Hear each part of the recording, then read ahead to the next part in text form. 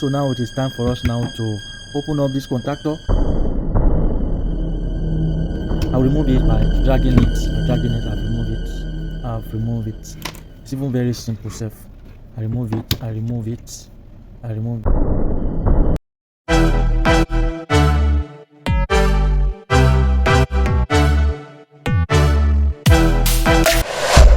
Hey, welcome to my channel once again. My name is Bernard. You're welcome to an introduction to magnetic contactor part 3. During when we're doing part 2 of introduction to magnetic contactor, we promised to come up with another video in which we're going to open up a contactor and see how the internal structure look like. So today we're going to open up this contactor and we want to see the moving contacts. We say it's internal, and we want to see what else do we want to see. We want to see moving iron core, we want to see fixed iron core. At the same time, we want to see the coil that make up the contactor and some contact in the contactor. So before we open the contactor, let me quickly do this. We have a contactor, aside from the fact that we say every contactor is the same, also note that contactor has a voltage level. So when you buy your contactor, always check the voltage. If you don't know the voltage, please you ask the seller the voltage rating. As regards this is 110 volts or 120 volts. It will still work. Then it must be, this is 50 hertz. Then we equally have 60 hertz like China. So we equally have many, as we can use this in Nigeria, we can also use it in China where their frequency is 60. So always check the coil of your contactor before you install it. So you check the coil, the voltage level of the coil. We have coil of 110 volts. We have coil of 4 and 5 volts. We have coil of 120 volts or 220 volts or 240 volts, as the case may be. So if you are replacing your contactor, or perhaps you remove 415 volt contactor and you replace it with a 220 volt contactor, of course it's not going to work. It's going to burn the coil, and that may lead to risks of fire. So when you're replacing your contactor, always check the voltage level and the current rating of the contactor. The current rating of every contactor is given in the nameplates, so it's always given. So that's why you need to buy original contactor. So once you buy original contactor, then it's going to serve you.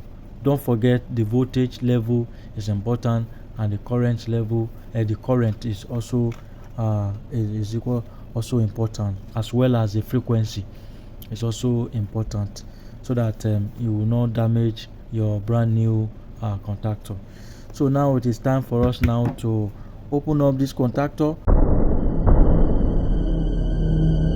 I'll remove this by dragging it. I've removed it. It's even very simple self. I remove this. So I remove it. So once you remove your contactor, ensure that you keep it in a safe place so that the components will not lost. Now that I remove it, you can now see the fixed contact very well. This is a fixed contact. These are the fixed contact. If you turn to the right side, you see the fixed contact. You see the fixed contact. So kindly like this very page, like it and subscribe for more videos. So we are still going to open more of the contactor. I'll begin by removing this top as well. I'll remove this as well. So I will take my time, step by step, so that you too can also follow step by step. So whatever you remove from the contactor, always keep it in one side so you will not lost it. And it's equally important to know how you remove each of the components. It's also important you know how you remove it, so that by the time you are coupling it, it will be very, very easy for you. It will be very, very easy for you. Sometimes to disassemble a contactor or disassemble any component is very, very easy, but to couple it is where the problem is. So you have to take your time to check it very well.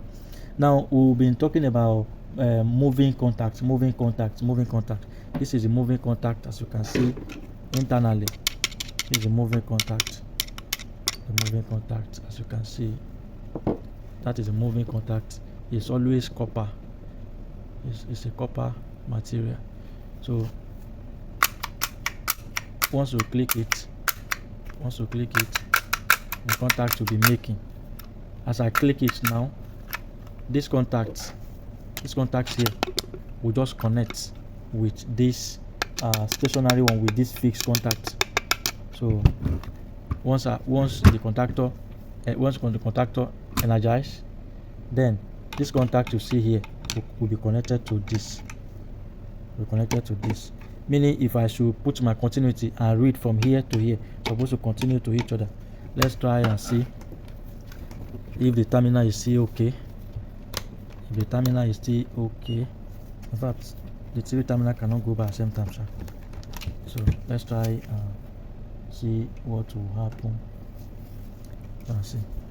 So like I said, you put one probe here, you put another one here, you press, supposed to continue to each other. So you can now see that once the contactor energizes, the internal the movable contact will be connected to the fixed contact. Once it energize, once you de-energize it, then it's going to discontinue. But once you click it, it's going to continue. So that is that on that. Do you still want us to disassemble it more? Yes, we're going to do more. Now the contact we're talking about, the auxiliary contact, as you can see, this is the auxiliary contact here. See, auxiliary contact here. So everything is made up of copper. They are copper materials. All right, let's see. We'll be talking about coil. Let's see the coil of this. Let's check the coil of this contactor. We want to disassemble the more. I've lost this. The coil is always labeled A1 and A2 in the contactor. A1 and A2. A1 and A2. Yeah, as you can see, I have removed it. So now let's see the coil. See the coil. Very good. So let's start with this. We'll talk about this later. So let's talk about this. The other time we were talking about moving contacts. I've been able to show you where the moving contacts. Now I've been able to show you the fixed contact as well. Now moving iron. Okay, let me talk about fixed iron first. Fixed iron. So now this is our fixed iron. According to the name, fixed iron is fixed already. As you can see, it's not moving. It's fixed. It's stationary. If you don't want to say fixed iron, maybe you say stationary. Stationary part is stationary. So this is the iron. This is the fixed iron core. Iron core. Remember, I say core, not coil. Coil is different from core. Like we said in the previous video, we've taken our time to explain the difference between coil and core. Coil and core in the previous video. So this is what we call a fixed iron core of a contactor. Fixed iron core of a contactor. Why? What about the coil? Why this is the coil of the contactor? The coil of the contactor. Like we said the other time, it has A1 and A2. As you can see, I don't know if you can see this. This is the A1. So every contactor have this. This is the A1. If you check it very well, you should see it A1. Then to the other side, you see A2 as well, somewhere around here. Yeah, somewhere around here. You will see A2. Yeah, that is A2.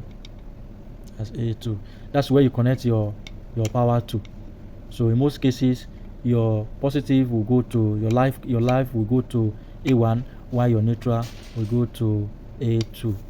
So that's how you energize the coil. So once you energize the coil, then it will turn this thing to this fixed iron core. It will turn it to magnet. So now, this is exactly where we are going. This is what we call, as in this very iron core. This is what we call a moving iron core. Like we said, that this one is not moving. This very one is not moving, but this is moving. So you can remove the spring. It's always spring loaded. It's always spring. As you can see, it's moving. It's moving. So that's why they call it moving iron core. Moving iron core. Not coil, but core. Moving iron core. Moving iron core. Ideally, by default, these guys will hang it. The spring will push it up. So once you push it up, all what you want to achieve in summary is to send current into the coil.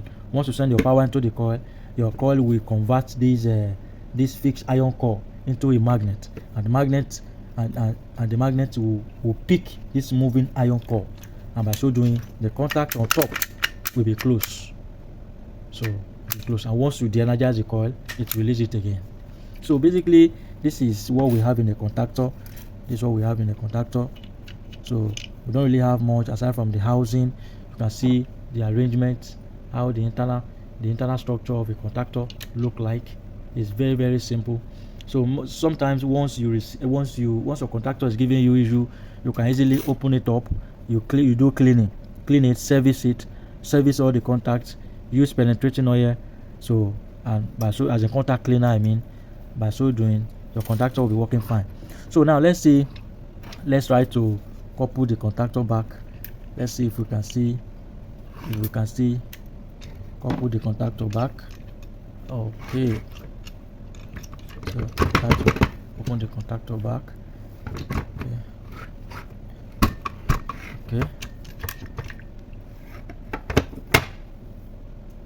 Okay, it's like this. Yeah, like this. Then don't forget, once you open the contactor, once you lost this spring, then it's as good as you condemn the contactor. So as small as it is, it's very, very important in the contactor. So always remember to put it. So now I'm trying to close it back now. That's key now.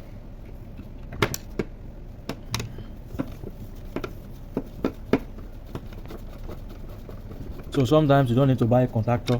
All what your contactor require is servicing. Just service your contactor. I can use contactor for a very long time.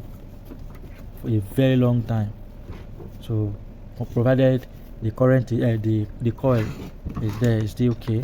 Once the coil, even if the coil is no longer okay, they are selling the coil. You can easily, once you detect that the coil is no longer okay, you can replace the coil.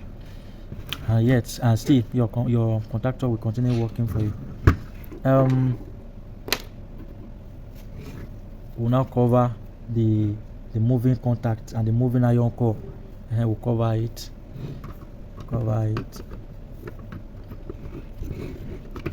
Yeah, I think it's like this. Yeah, it's like this. So remember the screw.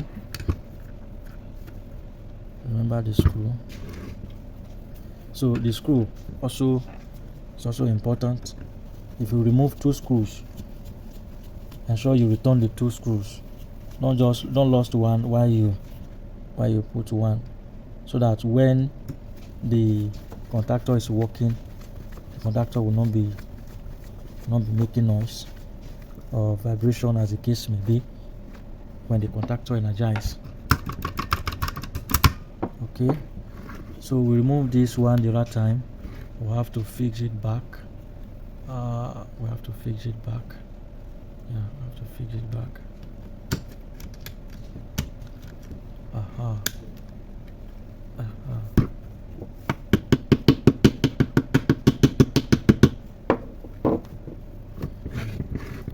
Remember this. We have to fix it back. Yeah, it's like this. It's like this.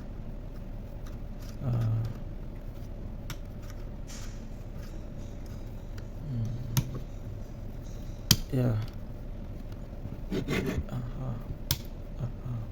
That's enter.